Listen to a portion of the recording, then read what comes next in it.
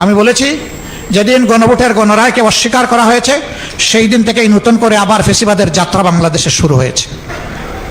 আমরা বিশ্বাস করি ন্যায় এবং ইনসাফের ভিত্তিতে একটা দেশ এবং জাতি গঠন করতে হলে একটা দলের নিজের ভিতরেই আগে ন্যায় ইনসাফ এবং গণতন্ত্রের চর্চা হতে হবে।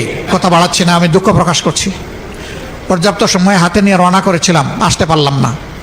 কেন জানেন? বাংলাদেশ তেলের উপরে বাসছে, এই জন্য আমি আসতে পারি নাই।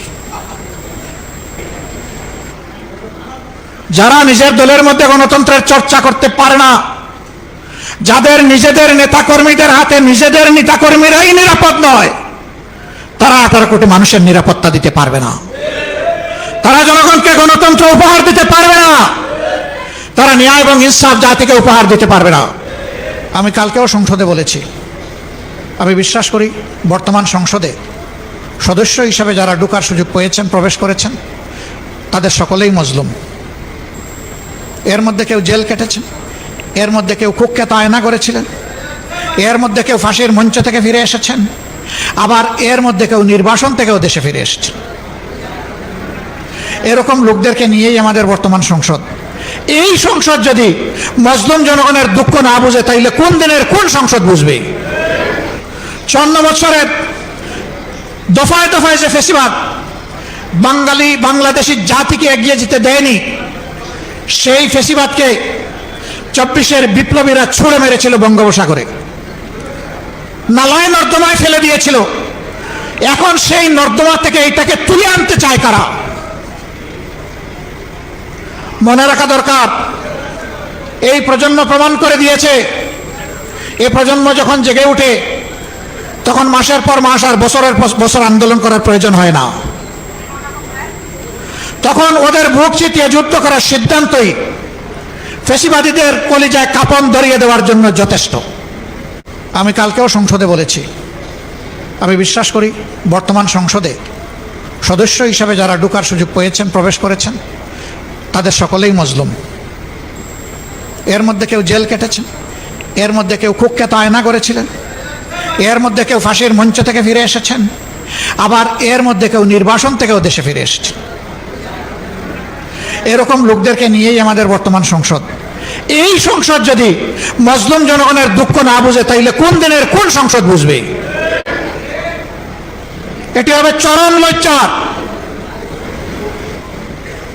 আমরা বিশ্বাস করি এই প্রজন্ম যথাযথভাবে ফেসিবাদের বিরুদ্ধে এখনো তাদের অবস্থান স্পষ্ট। আমরা তাদের সাথে আছি, তারাও আমাদের সাথে আছে।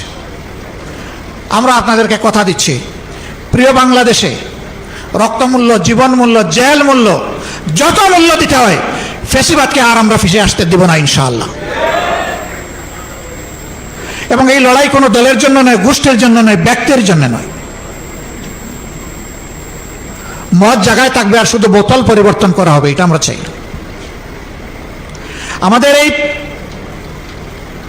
জেনজিরা একজনকে সরাইয়া আরেকজনকে বসানোর জন্য এখানে আন্দোলন করে নাই, তার ব্যক্তির এবং লিঙ্গের পরিবর্তন করার জন্য এই যুদ্ধ করে নাই, লড়াই করে নাই।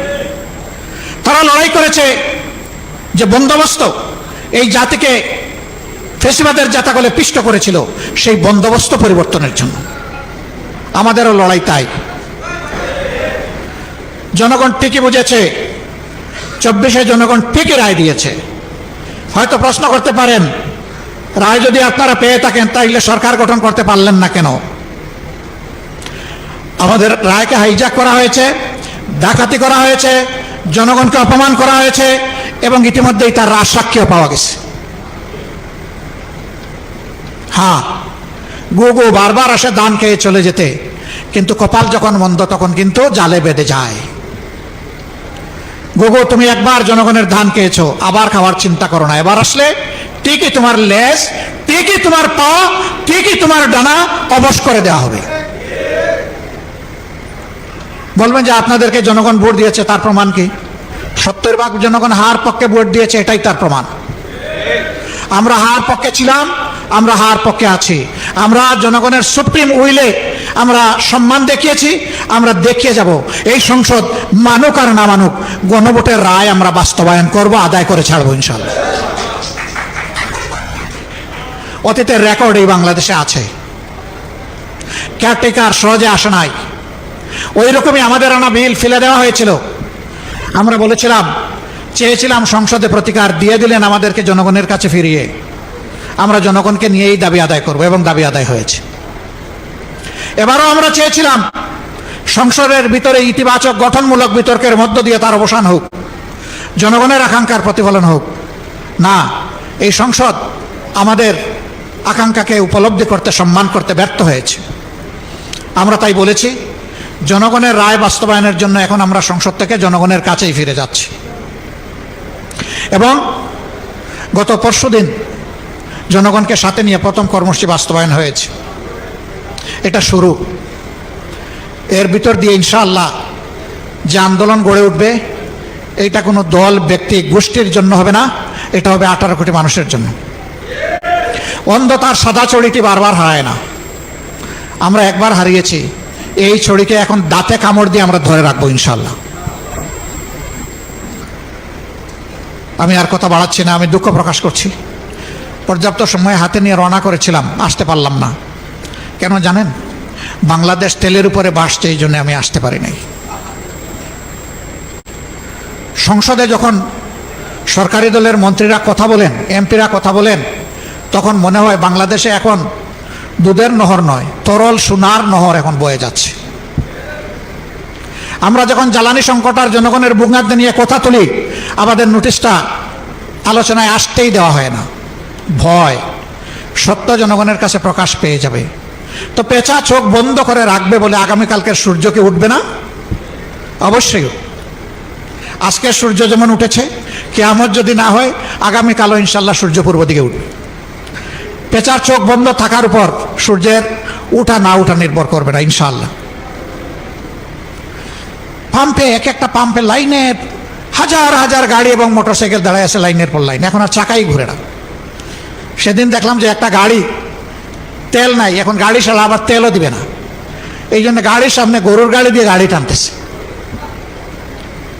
আমাদের মন্ত্রীরা বলে, আগের চাইতে আমাদের তেলের রিজার্ভ এখন অনেক বেশি, চাহিদা বেড়ে গেছে।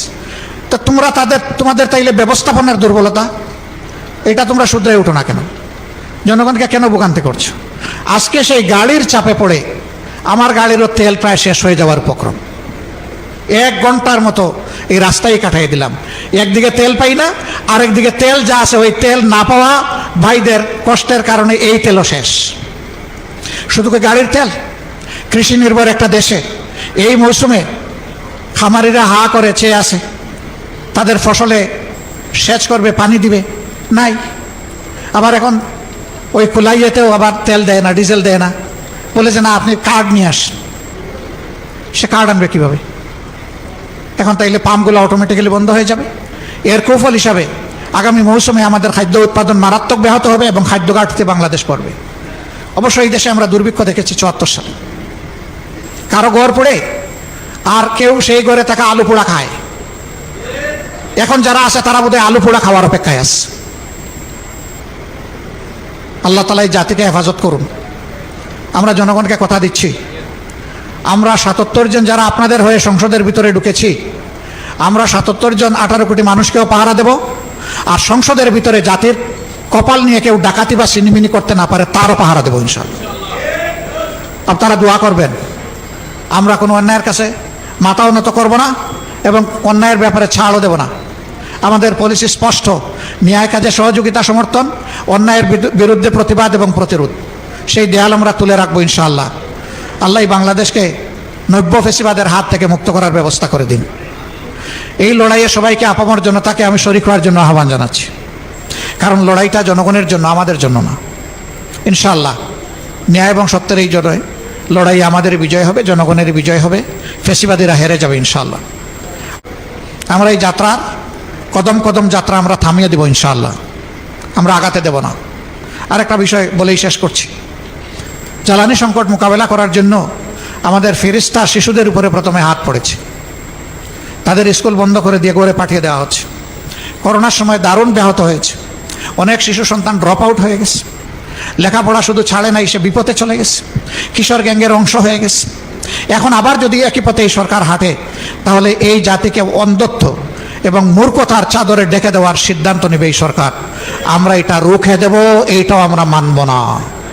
আমাদের সন্তানদের মেধা হত্যা করার সুযোগ আমরা কাউকে দেব না।